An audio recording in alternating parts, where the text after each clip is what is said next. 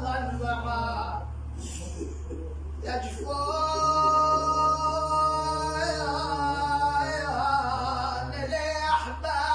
الأحباب ما حس به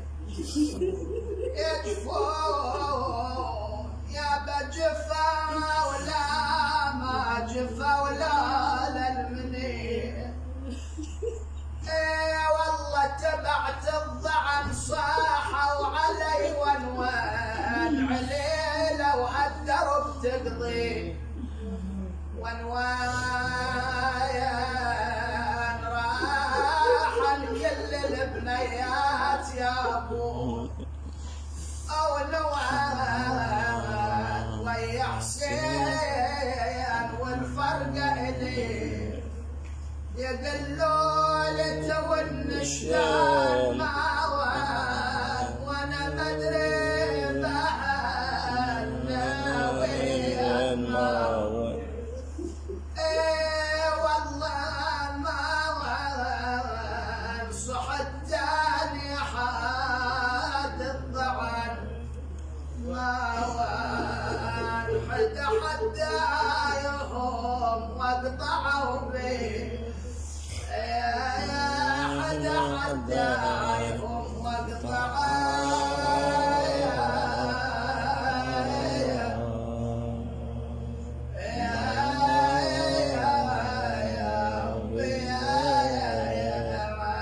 وخرج ضعن الحسين عليه السلام في هالأثناء وإذا بالضعين يسمعون صوت من خلفه مهلا مهلا يا ابن الزهراء أوقف الحسين الضعين استدار إلى خلفه ناظرا وإذا بنيته العليلة صاح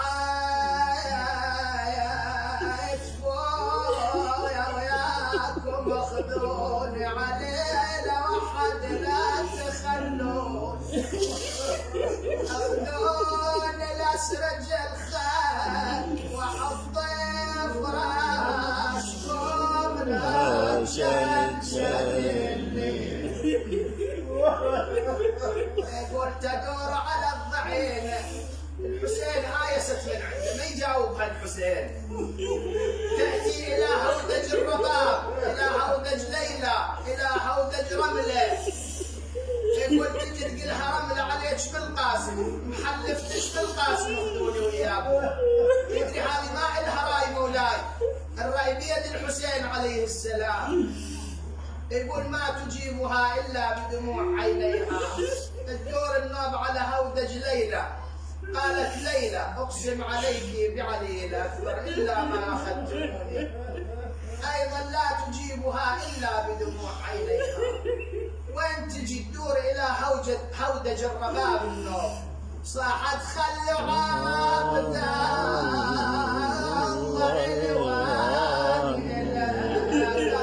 خايف يا أهل من كربلاء اسمها كربلاء خلوا عبد الله إليه وإليه قلب خايف يا أهل من كربلاء ليش خايف إن شاء الله ما عندنا شيء قالت قلب خايف عالطفل من حرمل أبويا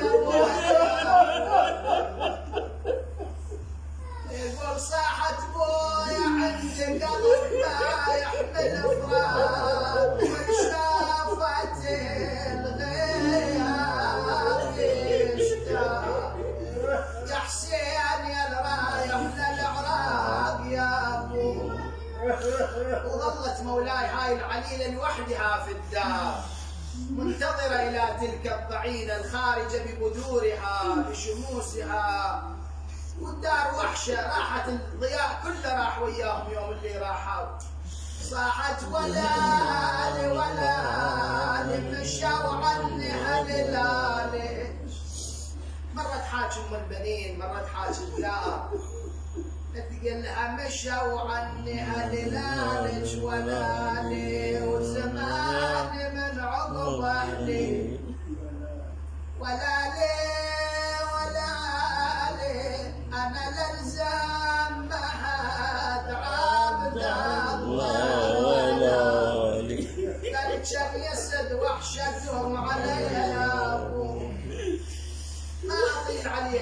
كل حال يقول بقيت على هذا الحال حتى سمعت ذاك الصراخ في المدينة. اللي ما سمعت هذا الصراخ إلا يوم مات رسول الله، وذاك اللي يصيح يا أهل يثرب لا مقام لكم بها، قتل الحسين أدمعي مدراره. لكن بعيد عن العليلة فتسمع فقط الصراخ. عاد ايش قامت تسوي؟ وصف هذا الشاعر يعطيه العافية إن شاء الله بجاه الزهراء. يقول سمعت ردوا أهلها وزاد همها وفرشت دار أبوها ودار هلا بيهم اجوا ذول هلي.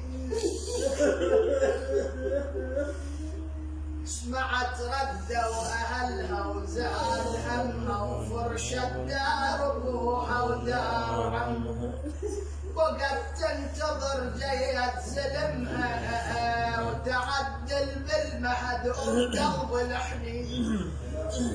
الآن يجيبون عبد الله وخليه بالمهد، تعدل بالمهد والعين عالباب، وقد تنتظر جية الأحباب. يرد حسين أبوها وكل الأحباب، وعمتها الحنين أخت الحسين. انتظر زينب، وإذا زينب تفتح الباب وتدخل أول لقاء ويا العليلة، وما شايفة العليلة المفروض تشبقها، المفروض إغاثة ملهوف خلي العليلة تبكي على صدرها. يقول هبها الحال لم زينب جتها، شبقت بنت أخوها وقبلتها. لكن هذا اللقاء كان شنو؟ مو ذاك اللقاء اللي تريد العليلة، كان سلام مع الغريبة. هبها الحال لم زينب جتها، شبقت بنت أخوها وقبلتها. لكن العليلة معروفتها تقول لها يا حرة انت يمني انت يمني، يا هي انت اللي تسلمين عليه. بجت زينب وصاحت يا عيوني، عشاق لكم بعد ما تعرفوني. مو صوتك بنية، انا مو عتبي عليك بعد، علي من عتبة زينب. قال بجت زينب وصاحت يا عيوني، عشوق لكم بعد ما تعرفوني. أنا عتبة أعلى خود الضيعون. قومي عوفي هالكلام بعد عمه، وشنو انت وشلون صار وكذا هالشيب هذا ليش؟ والله عتبة على خوت الضيعان، قوموا وياي وتلقى النساوين. أبيات وأسألكم الدعاء. يقول نعم استقرا بدار الحسين زينب، قعدت للعزاء على سيد الشهداء، قالت لا تدخل علينا إلا أم ولد، كون ولدها رايح ويانا، أو مفجوعة بمصابنا، بعد خزينا من كثرة النظر إلى وجوهنا، بعد ما نريد واحد يتفرج علينا وعلى ألمنا وشنو هذا وشنو ذاك. على كل حال أبيات الدعاء. يقول قرقت الباب. زينب ما منتظرة أحد، مش منتظرة زينب. يا اللي بالمدينة مشاركتهم بالمصاب، يا اللي عندها ولد في كربلاء إلا أم البنين. يقول بهلا أثناء الباب تطرق وإذا بزينب حن قلبها، صاحتها الدقة مو غريبة دقة أحباب، شم من ريحة الكافل ورا الباب، ومن الفواطم تلقنها بالله ويا يقوم انساعدنها. هاي ام البنين راح منها صنادي دربها بالحر نفلين. ما اطيل عليك، اول سؤال سالته ام البنين قالت يا زينب ما اريد اسالك عن كل شيء، اسالك عن الحسين. أسألك عن أبي عبد الله. أنت قعدت، الله يرحم شيخ هادي يقول قعدة اليم واليمة ينحبل سكنت عدد الهن وهن يبكى. سويت أنت عزي عند الحسين، لكن صفيني ذاك الحال زينب. قالت شقل لك يا أم البنين، أنت غريبة هنا، الحسين غريب في كربلاء. مو كنت مكان أم ليش وكنك نسيتي، يما ظل بكربلاء وحده حيدر ابن الحسين. مو كنت مكان أم ليش وكنك نسيتي، ظل بكربلاء وحده وانت وحيده ظلت.